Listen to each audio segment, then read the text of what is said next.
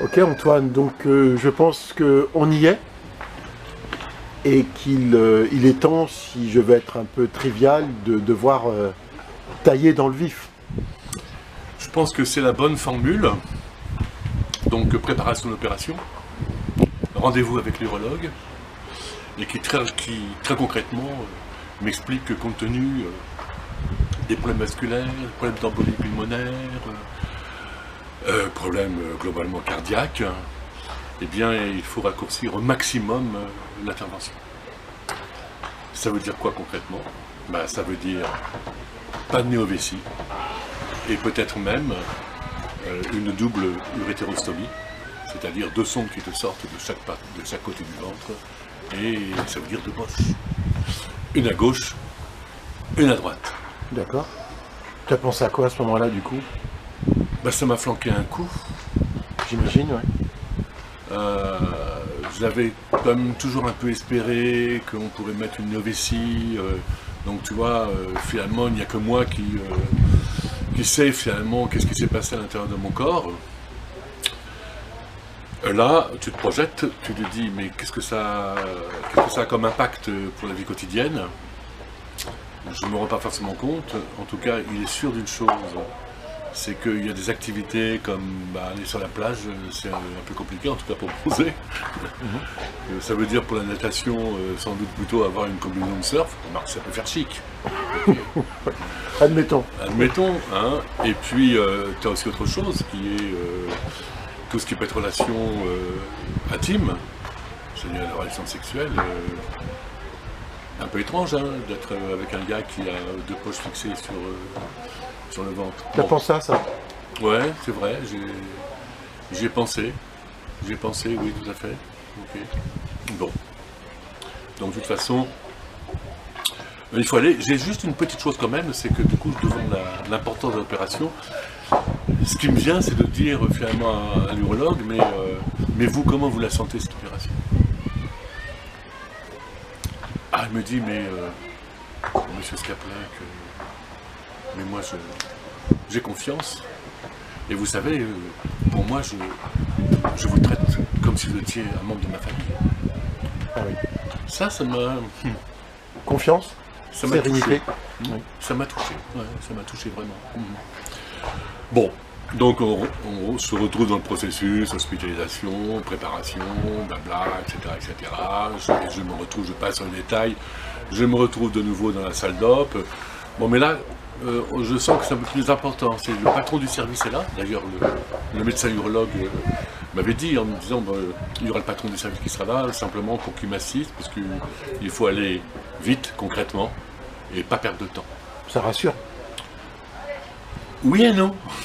Ça rassure, oui, parce que tu te dis, bon, mais en même temps, tu te dis, donc c'est vraiment important. Hein. Si on mobilise le grand patron du service, ok. C'est pas bénin. Voilà, c'est vraiment pas bien. Bon, très bien.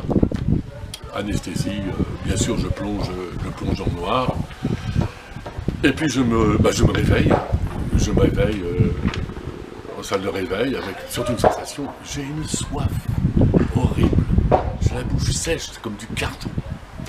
Il y a une infirmière qui passe, qui me dit que ça s'est bien passé. Je dis, j'ai vraiment trop soif. Elle me dit, vous ne pouvez pas boire, donc je peux simplement vous humecter. Ouais, vous humecter avec on donne une sorte de truc un peu mentholé, etc.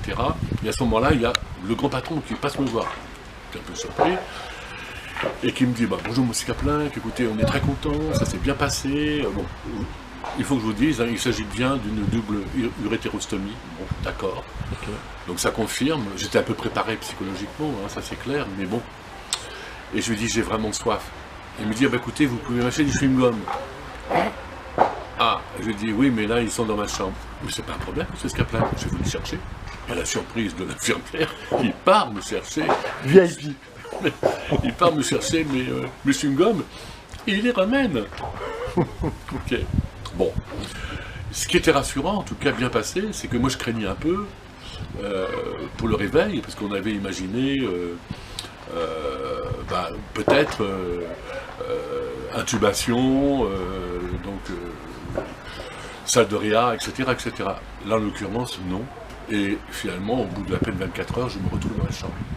Alors bien sûr, branché de partout. Hein. Il y en avait partout. Et puis, une cicatrice colossale, hein, carrément l'abdomen Ouvert. ouvert, avec une sorte de ceinture aussi pour maintenir. Mais pas trop douloureux, tout ça, avec des sondes partout, avec des sortes de bacs pour recueillir les urines. Donc, c'est quand même un petit peu impressionnant, ouais, c'est un peu lourd. Bon, les soins, etc. Bon, et puis au bout de 5-6 jours... Tu as été transféré dans un autre hôpital, c'est ça, hein? Mais avant, moi, ce que je tenais beaucoup, avec l'infirmière spécialisée, à être très très rapidement autonome. Donc avant de quitter l'hôpital, au bout de 7-8 jours, déjà, je savais changer mes poches moi-même, etc. Ça, j'y tenais énormément. Te prendre en charge, être autonome. Voilà, être autonome. Ça, je trouve ça extrêmement important. Tu sais, c'est ce que je dis, être acteur, pas être subir. Et vraiment, la féminisation, c'est très très bien. Au contraire, plus vite vous êtes autonome, plus vite vous prenez en charge, plus vous assumez ce qui vous arrive. Mieux ça se passera. Et ça, oui. Et ça, je pense que c'est vraiment important. Donc après ça, structure de soins, hein, pour accompagner, là c'est un peu bizarre, parce que je me retrouve sur une structure... Tu m'avais dit de gérontologie. Oui. Waouh.